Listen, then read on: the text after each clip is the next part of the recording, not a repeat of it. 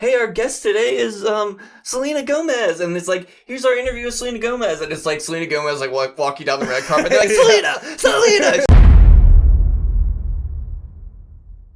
Not almost famous, yeah, yeah. Not almost famous, yeah, yeah. Not almost famous with Alex and Christian. Alex and Christian. Start the show. Hey, everybody. Welcome to Not Almost Famous. I'm Alex. And I'm Christian. Alex is having some problems today. I forgot the name of our show. Yeah. You would think it's pretty easy to remember, based on our goals are right in the title, so I don't know how you could forget that. Not all of our goals, but yeah, just the one that we're working on. Oh, that would be way too long of a title for a show. Way too long. All right, well, Alex has some, I think we have a sponsor for today's episode. Alex wants to we got a new sponsor that was able to help us redesign our studio, if you can tell or not. But we made it way more professional thanks to this new sponsor. Yeah, by redesign, I mean we just turned some stuff around. Yeah, we moved some stuff around. It was remodeled. Very expensive. Yeah. And thankfully, our sponsor, Laundry Soap Flavored Water, was there to help us. Laundry Soap Flavored Water. The cleanest, freshest taste that you can get from water. I mean, I love laundry soap flavored water after a workout. I mean, it just makes me feel so fresh and clean inside. So fresh and so clean. Yeah, so fresh and so clean. The flavor is an acquired taste, but that's how you know it's working. Right. And they actually have a new flavor they just launched, the cold water formula. So it goes really, really well if you want to have a nice cold drink. Oh, there's one for cold and hot? Yep. Man, they thought of everything over at laundry soap flavored water. They really did. What an industrious company. I love all these small startups that have been sponsoring us lately. I'm just learning so much. Me too. I like how now that we've turned it, I can blow vape directly at the camera. Yeah. That's actually a pretty cool little effect. We're going to have to use that for dramatic effect at some point. That's right. We'll have to both do it. Yeah, speaking of, Christian finally, well, not finally, but once again is focused on quitting smoking. So I didn't necessarily convince him to influence him, but he's finally now started vaping. So you just make vaping look so cool. It is, especially if you're a child. You just look like a pussy destroyer when you do it. That I can't help but want to do it myself. But yeah, I'm on day number 9 without a cigarette. Thanks to this little thing. We should have a day 9 counter. Yeah, day 9. Dun dun. Every time we record, we'll have a counter of so many days without a cigarette. And if I crack, we'll just lie. Right. we don't value honesty here at Not Almost Famous. And also, the next 2 or 3 episodes are also going to be day 9, but they're a week apart. Hey, you're revealing industry secrets here. I know. Oh man! So we've got a show for you today. Yeah, we got a fun show. It's a show. We got a guest later on. Yeah, we're gonna have Call Solle, a guitarist and a friend of mine from the Czech Republic. He's got soul, but he's not a soldier. He's not a soldier. That's right. But he is a warrior with the guitar.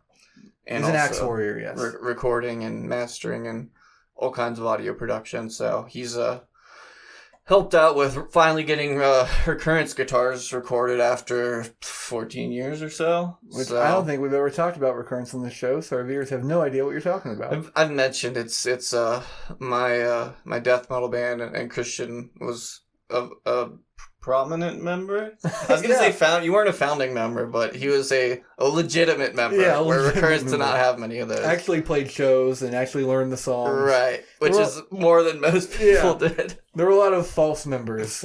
Yes. So we'll see if we finally get some Recurrence out to the world, but don't hold your breath. I'd be excited, man. I legitimately love the songs. And me too, thankfully. They'll get stuck in my head sometimes, and there's no way for me to listen to them other than bad Guitar Pro or our live video recordings from 2012 and 14 where the camera quality was 3 megapixels. Yeah, those were pretty bad. That when I got the new camera though, I researched one that was just the best live microphone quality.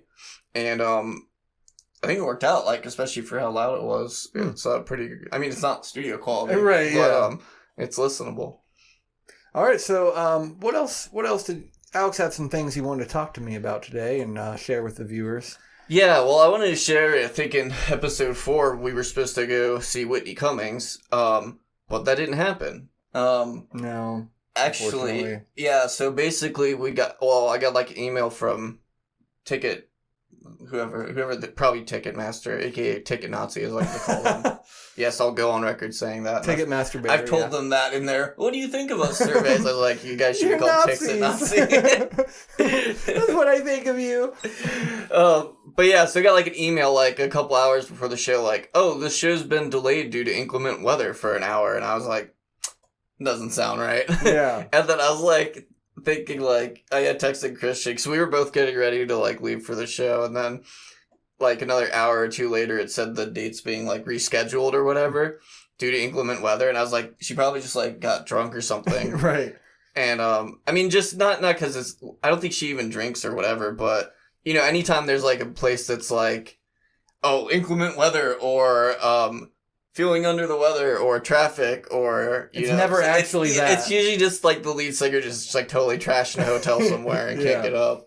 But maybe we're just used to metal shows. But anyway, so like yeah, but of course Whitney's like awesome, and so she like posted on her Instagram like her in the airport and shit, and like the flight was like delayed because I mean flights all they do is get delayed. So Right. But like yeah, she's actually posted about it so people know that she's legit. Isn't it more unusual if a flight's actually on time?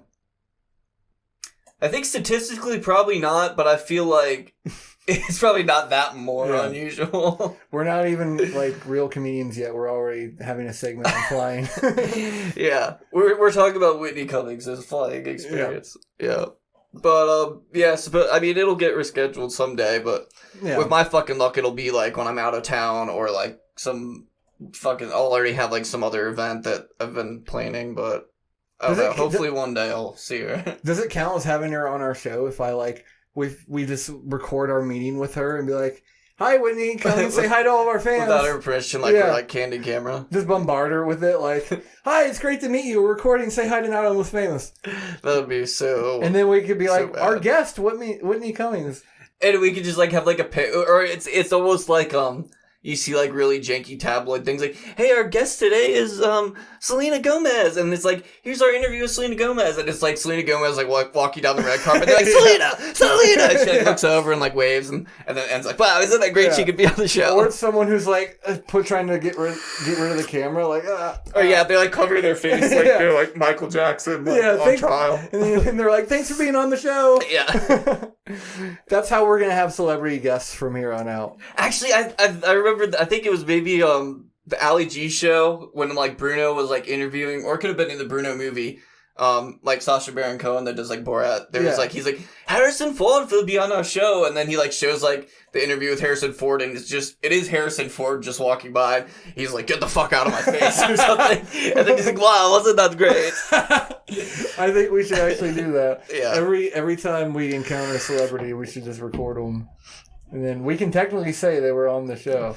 Like, because what counts as the show? We can count it as it's us reacting to them, so they can't sue us. Like, yeah. We're reacting to Harrison Ford telling us to fuck off on our show.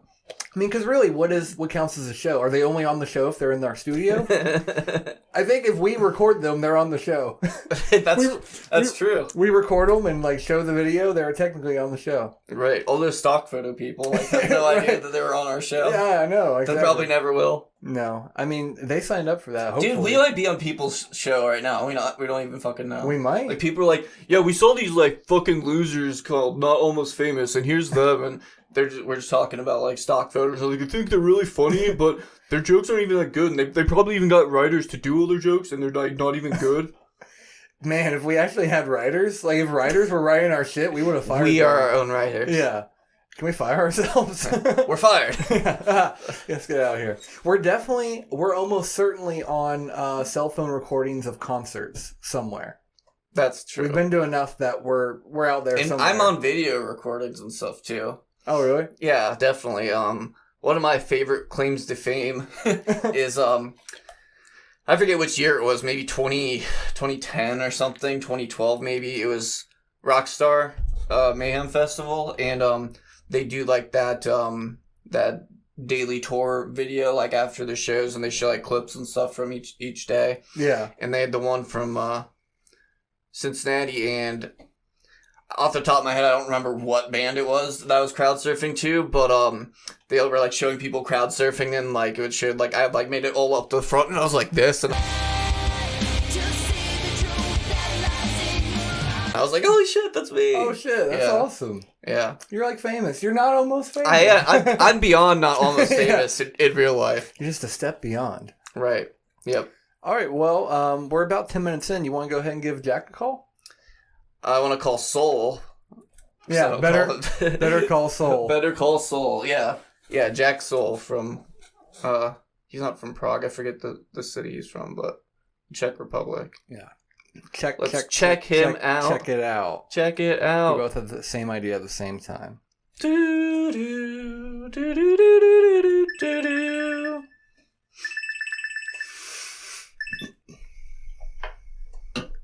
What's up, man? Welcome to the show. Can you hear us? All right, guys. Can you hear me? Yeah, we can hear you great. Yeah. Good. Now I can hear you too. All right, Perfect. cool. Right. So, what's life like over there where you're from? In Czech Republic? Yeah. It's awesome. I don't know anything about it. Honestly. I do, so you're going to have to educate him. Yeah, educate And me. he can educate me too. I don't mind. I mean, I think it's pretty similar to what life is like in other Middle European countries. Okay. The economic situation is the same for the most part, I would say. So good or bad, or somewhere in the middle? I think it's somewhere in the middle. We are let's say we are in a group with like Slovakia, Poland, and stuff like that. We are definitely not on the Germany's level or the Britain's level. Yeah. But life is good here for the most part, I would say. Now that there's this crisis on the Ukraine, our economy has been affected. Oh. But by that, more than I would say in Germany or in France or wherever. How has it affected the economy there? The Czech crown went down. Oh. Like a couple of percent, which is good for people like me who receive payments in US dollars. Yeah. Now the exchange rate's like 1 to 30 or something? Not that drastic. It went from like 21 to 23.5. Oh, that's not bad then. Yeah, No, the Czech but- Republic has its own currency still. I think they're the only European Union country that doesn't use the euro. Huh. Maybe. Something like that. And the Poland has Poland still does? their own currency. Yeah, as their well. economy's not nearly as good as you guys, though, but that's another story. Sorry, Poland. Our apologies to Poland. Is that going to become an ongoing gag? I hope not. We'll end every episode with, all right, thanks everyone. Our apologies to Poland. Really? What's up with Poland? I don't know. Poland's- They're not. I don't know. They're not like in turmoil really, but they always have shit going on with like the Catholic Church, and their government's like Oh yeah. somewhat corrupt, I guess. But or what's the term? Is it an olig? No. What's the one where it's like a church kind of is like more involved in the government? It's not oligarchy, is it? I don't think Yeah. so. And Something. isn't that interesting that one of the most brutal metal bands comes from Poland? Behemoth. You Yeah. know? Yeah. Behemoth, yeah. And also not surprising that they hate the Catholic Church. If you're from a country like that, I mean. Is that the dominant church in Yeah, Poland? Oh, yeah. okay. Well, that makes sense why Behemoth came to be then. Right. Yeah, and in the area where I live, it's really close to the Polish borders. Right. So a lot of people here speak kind of weird dialect, which is like a combination of Czech, German, and Polish, because of all the history, Right. where the Nazis were here. Then the Polish people took this place for a little while. Then they returned it to our country. So there's still a lot of Polish influence. Right. For example, we can still see bilingual. Is that how you said? Yeah. Bilingual signs in Czech and in Polish. And then all the older Czech people still probably can speak Russian too, because Russia used to own the Czech Republic as well. Like my great grandma still remembers some German poetry. Oh wow! Okay. Wait, your great grandma's still alive? Yeah, she's like 92 or something. Damn. He's like 10 years younger than us. Or okay. 7 or 8. So still got some great grandparent time. Right, yeah. I don't think I ever had that. I did for a while. I was fortunate. We also live in America where the health of our people is historically not the best. Right. Even though we supposedly have the best healthcare in the world, like our diets and our level of physical activity is so low that it doesn't matter. Imagine if we didn't have the best healthcare. Oh my god, we'd all be dying at 45. Pretty much. I mean, I don't know what's the deal with your healthcare, guys, but can really people afford it down there? Like the best healthcare? Probably, I'd say like it's probably. Well, it's definitely more expensive than other places because other places it's paid by taxes, but I think it probably is more expensive here. I don't know per capita wise, but I think it's definitely like blown out of proportion that like people can't afford healthcare. To a certain extent, it's just it's. I mean, obviously poor people can't really, but what they don't. It's not like healthcare is the only thing they can't afford. Right. And yeah. It's also kind of a weird situation where, like, you would think that people, middle class, like, level income people would be rewarded for their work, but they're kind of punished in some ways because they can't get access to, like, state or federal government sponsored healthcare because they make too much money, and then they have to pay out the ass for health insurance, which is kind of the situation I was in. It's like I made too much for state-sponsored health insurance, but I didn't make enough to like actually afford my own. So it's kind of getting punished for that. So that's kind of weird. But it's kind of like even if you can't afford it, you can still get treated. You can still go to a hospital and get the treatment you need. Yeah. It's just the only issue comes when it comes to like medication or like seeing a specialist, stuff like that. But emergencies, like, it doesn't matter if you can afford it. Like, you'll be treated. And then you just have a lot of debt, but Americans are used to having a lot of debt. Yeah, so we're kind of used to that. That's good. Yeah. So I wouldn't say it's like the best system, but it is what it is. Right. Yeah, in Czech Republic we have this system where healthcare is mostly paid by state, but you have to pay every month to the insurance company, whether you're healthy or not. And from that, you basically have something that pays for your health insurance, which is good in one way. Like for example, if you have a regular job, they like immediately like deduct that from your salary, and the employer pays for that for you. But like if you are healthy, let's say for 10 years straight, and you don't need any like special attention, you still have to pay that fee every month. Right. So Yeah, that's the same as it is here with insurance. Pretty much the same. Because that's the whole idea behind insurance is like you're paying them in case something happens, and then if it doesn't, then you're still paying for that if something did happen. So it's like you don't necessarily want things to happen. Really, it's kind of the well people's are subsidizing the sick people, pretty much. Oh yeah, absolutely. How it goes. So it's like people that never get sick still pay into it, and because they never get sick, that means that the insurance company can afford to cover the people that are sick. Yeah. So Yeah. So I don't know if it's the best system, but it is what it is. I mean, we're we get treated when we need it. So what do you do for a living over there? I make music for a living. Hell yeah. Hell yeah! You actually get paid to make music.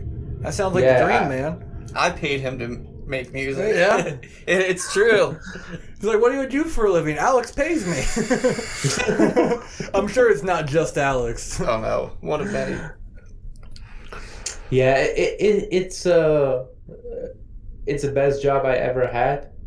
To be honest, because I get to do what I'm good at, and somebody pays me for it, but it's not always like black and white. There's not only like bad jobs and there's like dream jobs, etc. Like there's definitely days where when I really don't feel like doing anything musical. Yeah. Amen.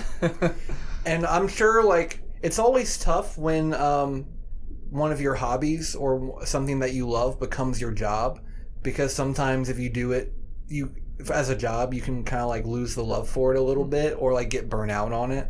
You ever experience that? Oh, definitely.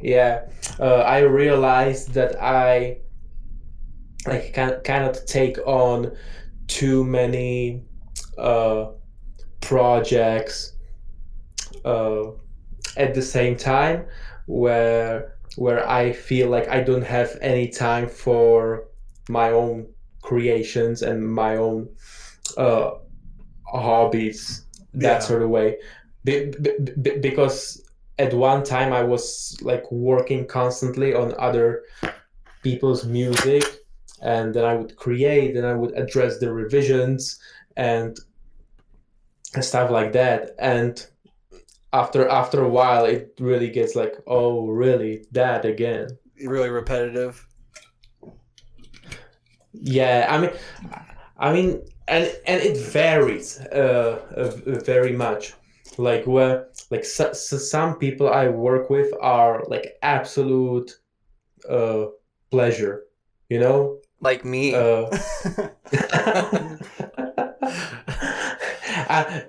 Like for example, Alex is probably the only guy from the plethora of my clients that we really connected with.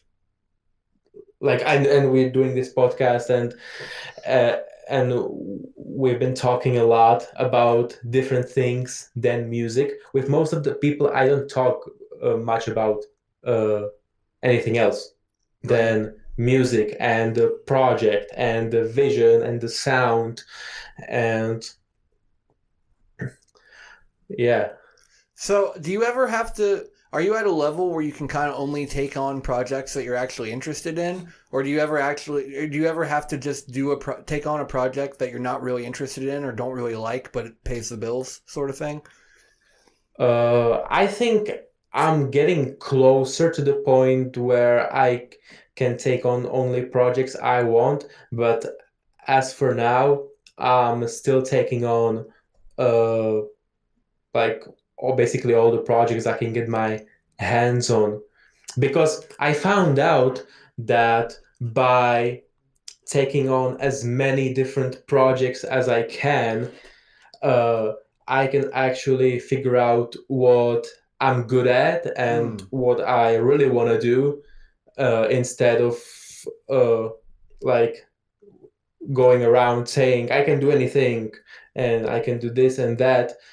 And after I I've done some composition work and with orchestras and stuff like that, I realized I don't really want to do that. Right. It's bad. The same as teaching. I used to teach a lot of guitar online, and after a year and a half, I realized I don't like it anymore. The students are not showing up. They're not practicing. You know, you know. Yeah, that's got to be frustrating. So, I like when I can take various different projects and then boil it down to something I know I can do. So today I was talking to a guy who wants me to do like a technical death metal song, and he wants me to record guitars for it, and he sent me the guitar profiles, obviously. For those who are not guitar players, the Guitar Pro is software where the notes are getting transcribed to like frets and tones on the guitar, so it's easier to learn. And I looked at the song, very technical, really fast, kind of like Equilibrium from Alex. It's gonna come out one day. One day. And as I was looking at it, I realized it was like it sounded the way it was supposed to, but it was written in a way the guitar player would never play that. So right. so that's the kind of thing that really pisses me off every time. Like it's not that I need to go and just learn the parts, record and send them over. I need to like rewrite what they wrote, and then make sure the client's okay with the revision and like they're not unhappy. I'm sure that happens too. Yeah, but overall, I still really enjoy this job. Yeah, it's been great so far. Do you have like a project that stands out that was like a really like weird or unusual one that you remember?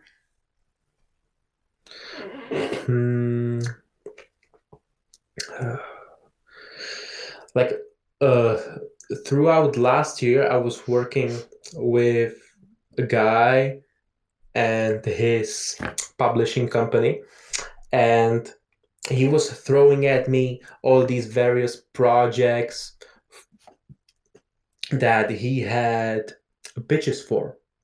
You know, he was trying to pitch songs to get placements. Yeah.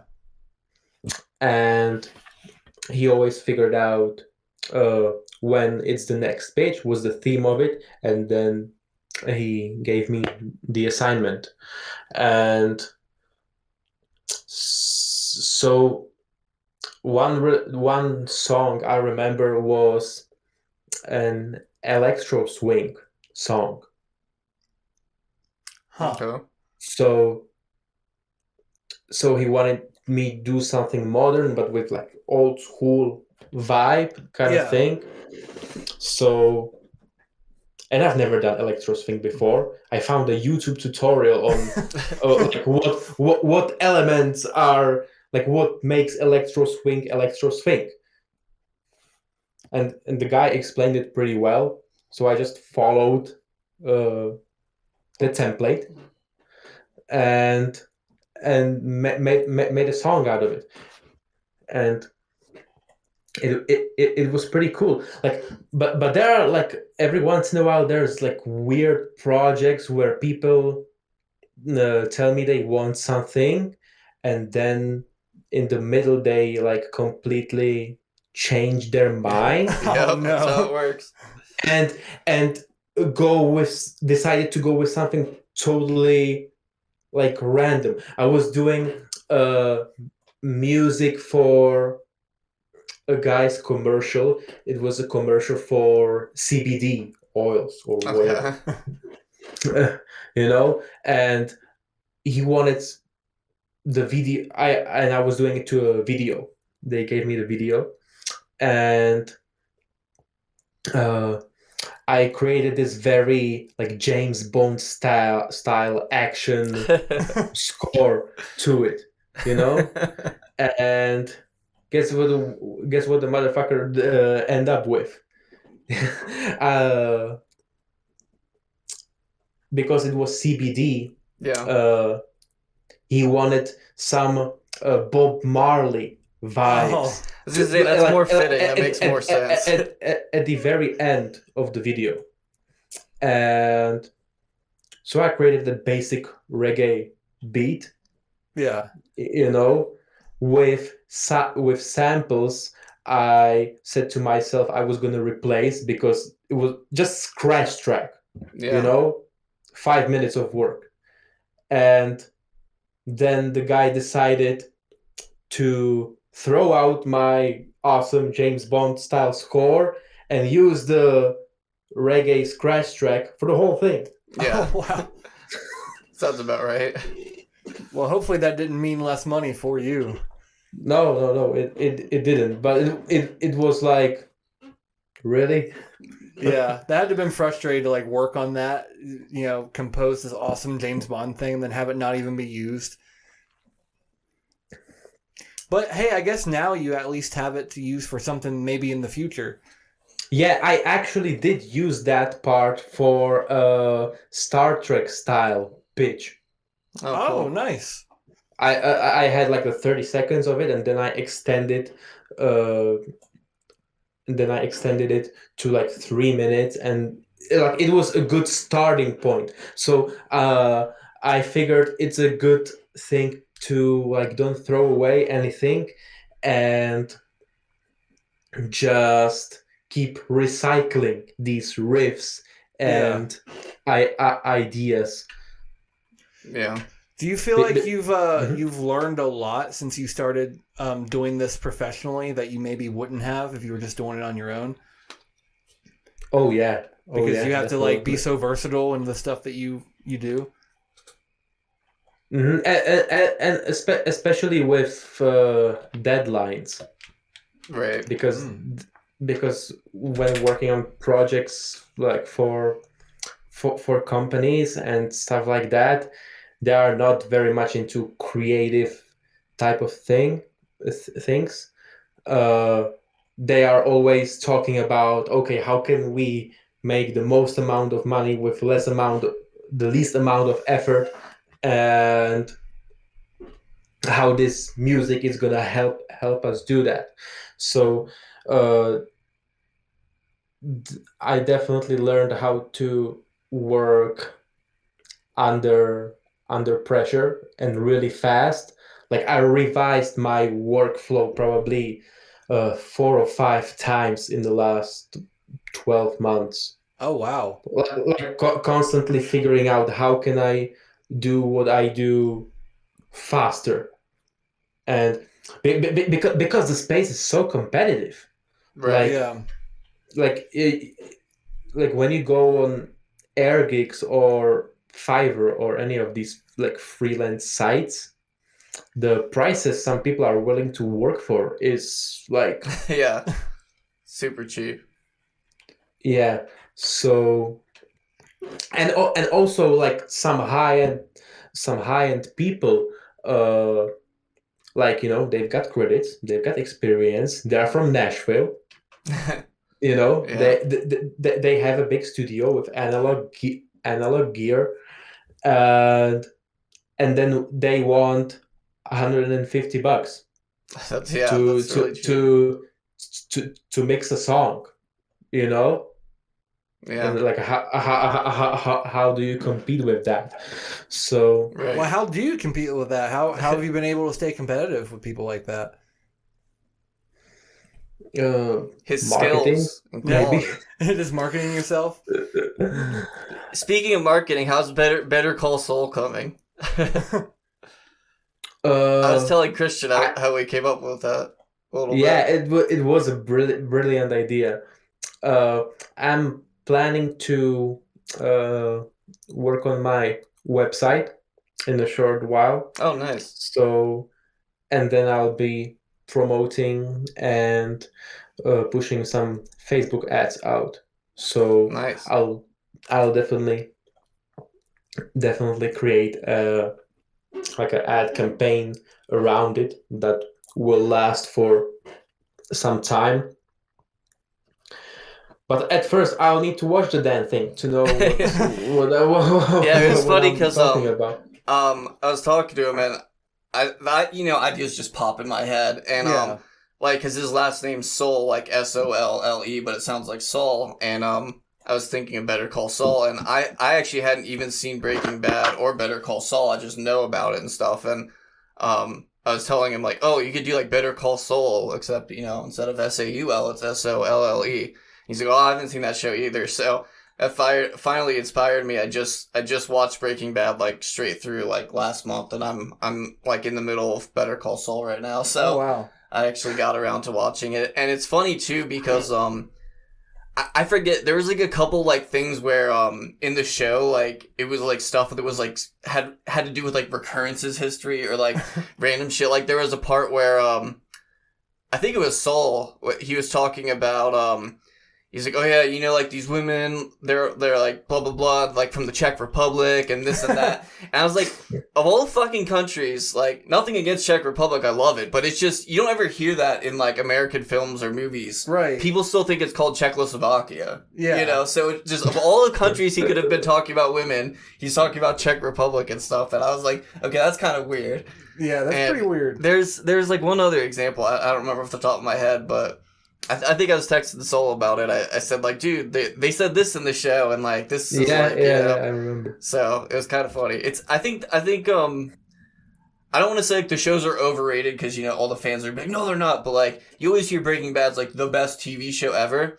I don't think it's the best, but I think it's like really good. Yeah, And, that's how I feel about it too. Right. I wouldn't say it's in my top 5, but it's definitely in my top 10, I think. Yeah, right. It's definitely very unique how they tie a lot of stuff together and everything comes back. And Yeah. it's kind of reminds me of Mad Men where it's more about like the acting and stuff because it's kind of like the it's like intense shit happens in it, but it's kind of like a melodrama too. Yeah. It's kind of like a Tarantino movie where it's more about the acting and the conversations and that stuff. Maybe.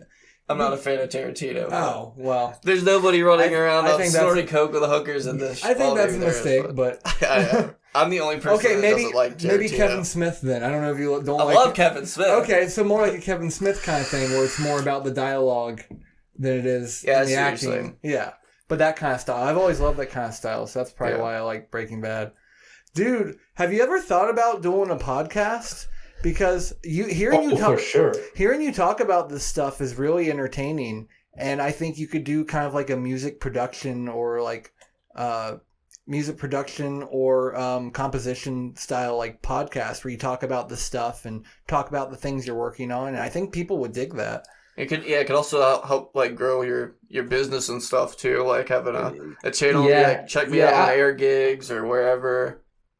Yeah, of course I thought about it, and like before I like started making any money with music stuff like that, I was trying to sell a guitar course, because I thought it was a good way to earn money, and everybody was starting to do that, Yeah. It was very popular. It's still very popular. Yeah. And by that time, I was very active on social media. I was popping out videos every day. I was doing live streams in various Facebook guitar groups where I tried to educate people on like techniques and stuff like that. Yeah. And I did like 30 live streams in a row in like 30 days, and I got one student from that. Right. And he showed up for 2 lessons. Oh. And then he quit. He paid for like 4 lessons, and he quit on the second one. And Right. I will say that like the streaming podcasting thing is a very like competitive and kind of cluttered market, so it is kind of hard to break through. You kind of have to do it for the love of it.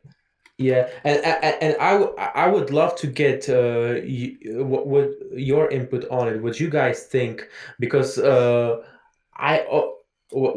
I'm thinking now is like when you want to start your podcast or start promoting your brand, I'm always thinking about how can me as a single person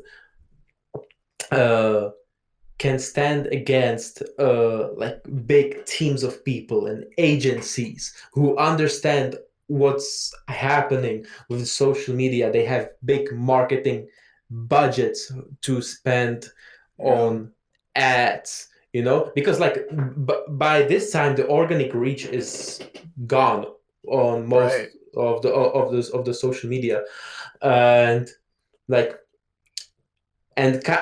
like one part of me wants to do it, because I like creating content, I like doing videos and shit, but the other part is like I know what effort it took to like consistently be putting out content Yeah. like 2 years ago, and now uh the game changed a lot, and it's not about quantity only. Now the quality standards are really high. The video, the edit, Yeah. the lighting, Absolutely. and all that kind of stuff. I mean, it's crazy how good some of those videos are.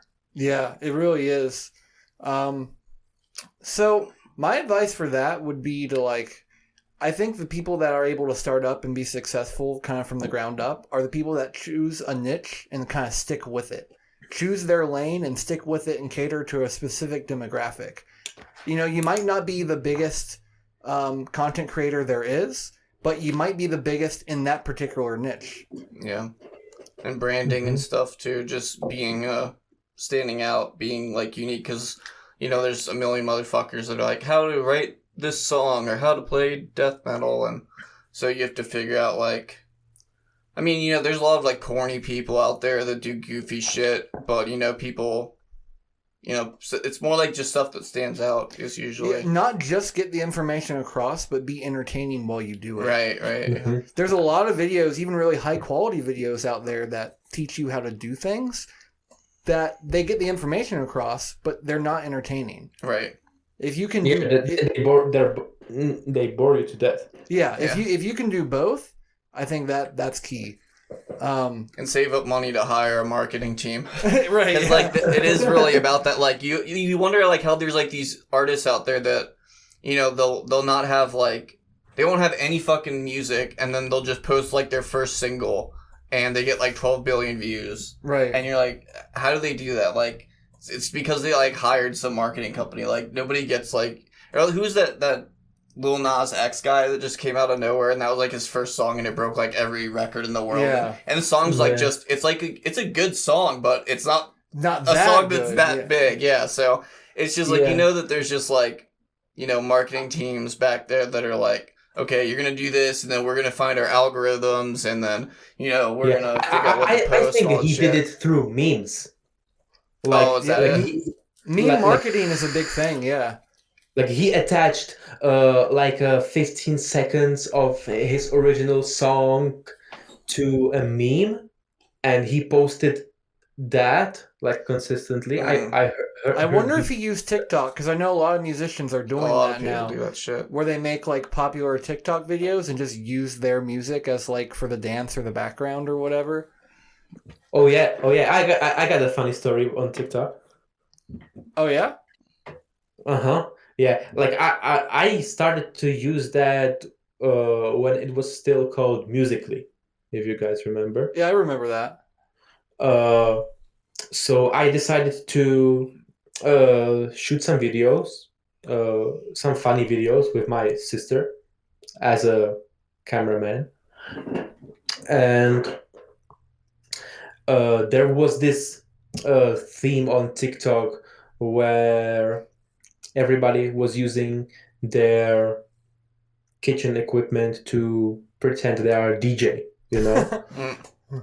Yeah. And so I did that with the same music as everybody else's. And on the other videos, I had like 5 views, 15 views, or whatever. And that one video got like 200,000 views. Wow. And after like 2 weeks, my sister showed me a video of like a kid Czech YouTuber who was doing a Czech compilation, like compilation videos of Czech people, and I was in it. What? That's awesome.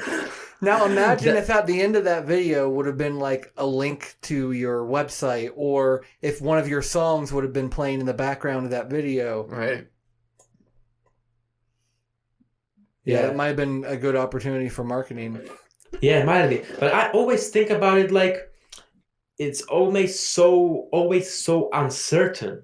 Yeah. Like there's nothing you can like calculate, and like when you do that, you can expect this result and stuff like that. And that's a theme that like reoccurs throughout everything I do pretty much. Like I feel like the whole music industry is like that. It's really uncertain.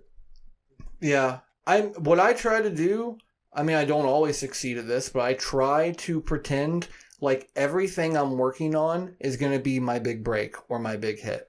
Even if I think it's highly unlikely, I try to put in the effort as if, oh, if a lot of people see this, I want this to be as good as it can be, sort of thing. Yep.